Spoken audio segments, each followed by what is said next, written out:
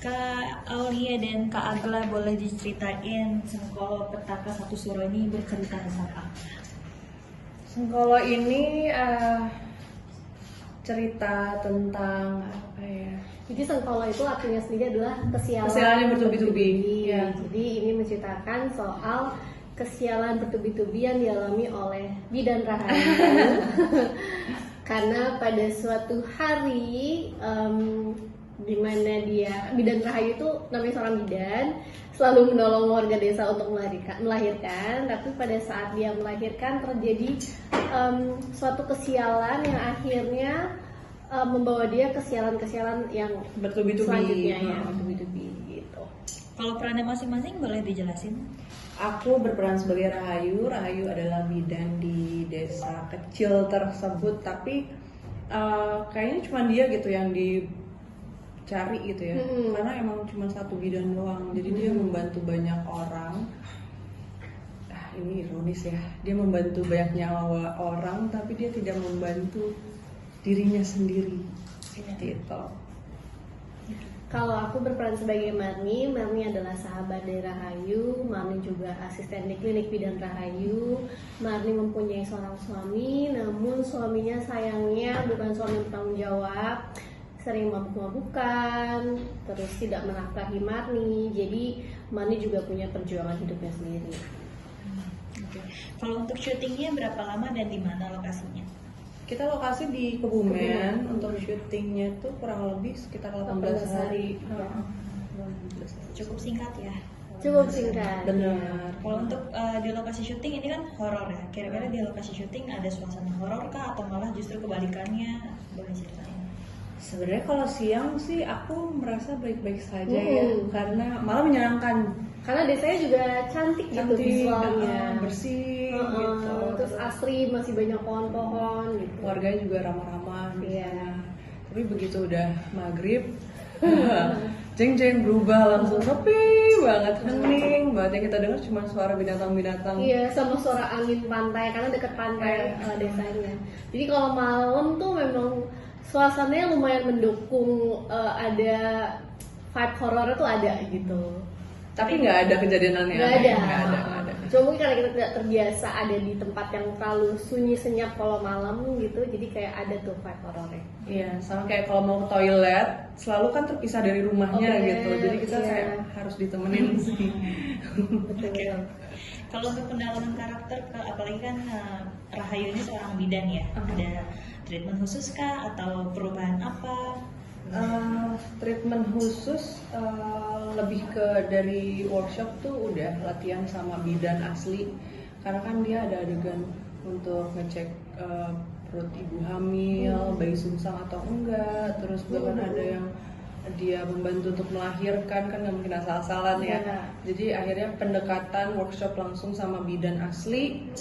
Terus sama untuk karakter Rahayu sendiri ada yang beberapa scene yang dia berubah kesurupan, terus kembali lagi jadi Rahayu, kesurupan lagi, balik lagi jadi Rahayu. Treatmentnya kurang lebih gimana sih olah tubuhnya ketika dia kesurupan, gitu. Dan itu juga dilatih juga sama Agla gitu, karena kita bareng-bareng ya mencari pergerakan kalau misalkan kesurupan. Sama kita juga belajar dialek Jawa kan. Iya, dialek Jawa. Sebelum syuting dialek Jawa, terus paling ada tambahan belajar bawa motor kalau buat aku. Aku juga. Oh iya, sama. Karena kita nggak bisa bawa motor. Iya, jadi ada workshop bawa motor, terus apa lagi ya?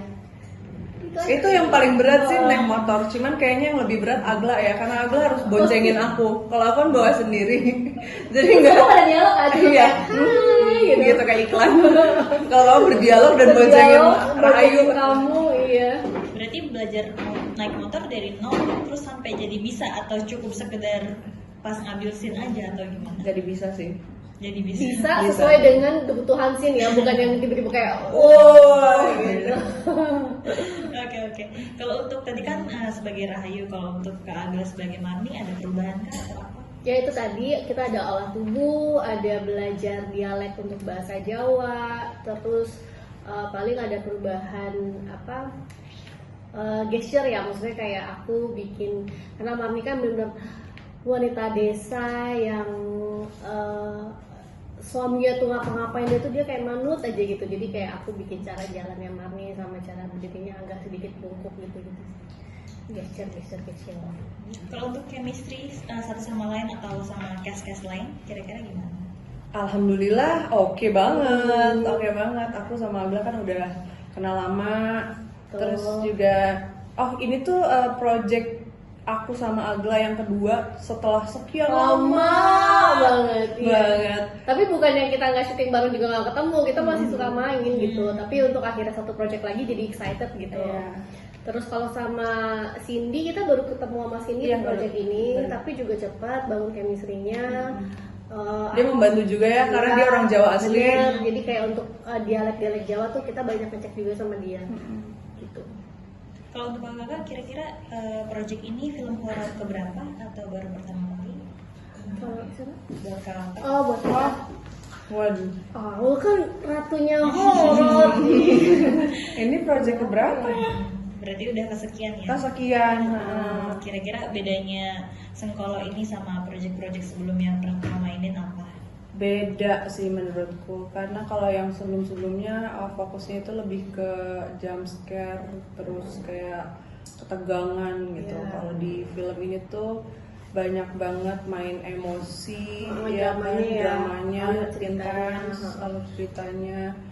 Menurutku ini lebih horor ya, karena udah mainnya ke psikologis ya. Gitu. Iya. Oke. Kalau untuk tadi kan udah film kesekian ya, tapi kira-kira apa yang dari Kak Auda sendiri ketika masuk ke peran Rahayu yang dipersiapin di diri Kak Auda tuh seperti apa sih?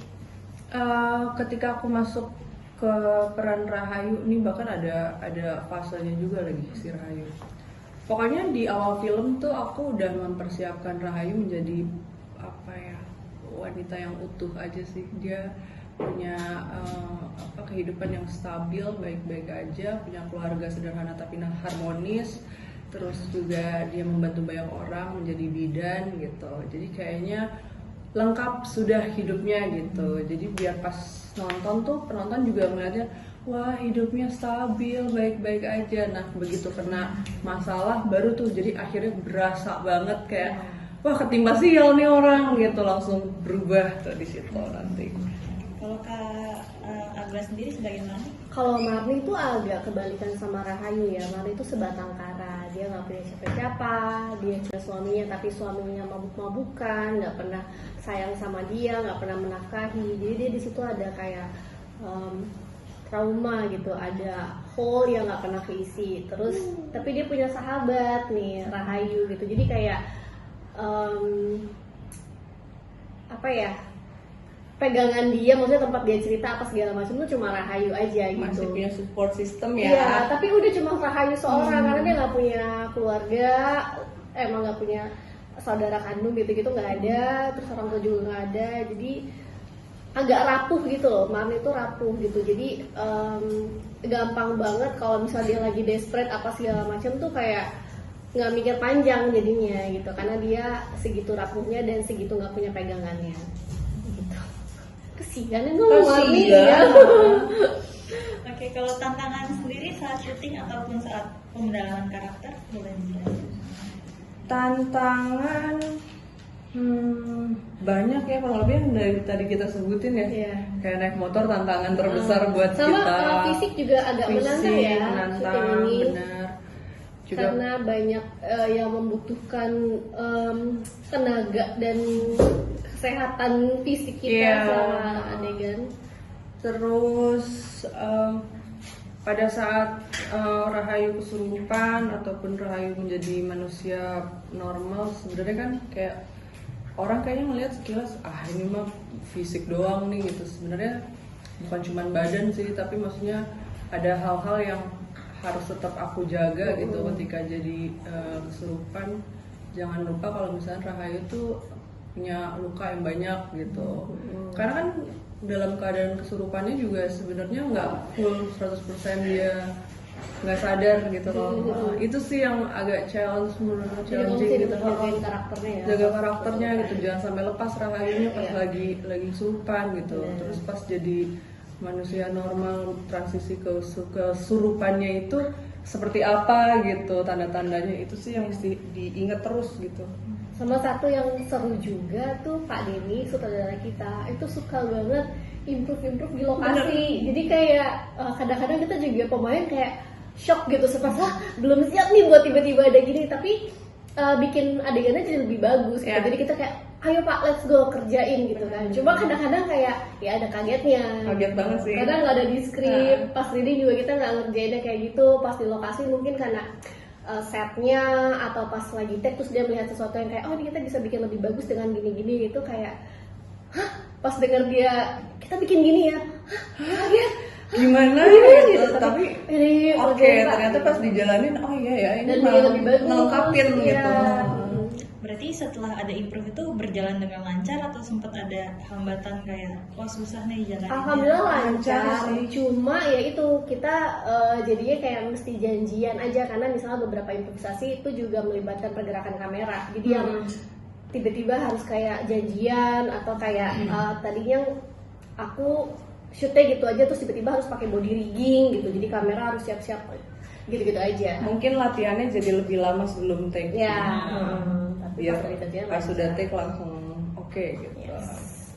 Sama film ini kan syarat atas tradisi, mitos gitu. Buat kakak berdua kira-kira ada nggak sih tradisi atau mitos yang dipercaya dari dulu sampai sekarang, atau mungkin orang yang enjoy aja nggak percaya gitu-gitu?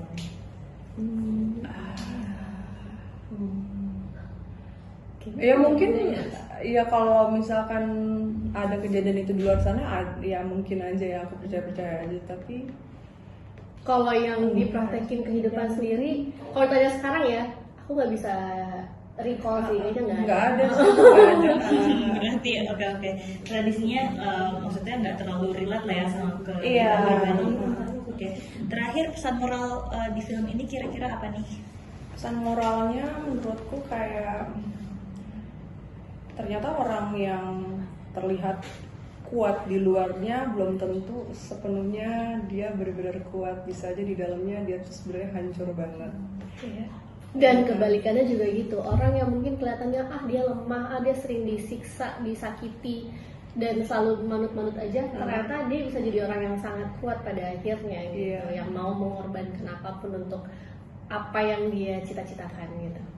Hai Sobat Suara, jangan lupa untuk saksikan film Sengkolo Kata Satu Suro tanggal 22 Januari di bioskop. di bioskop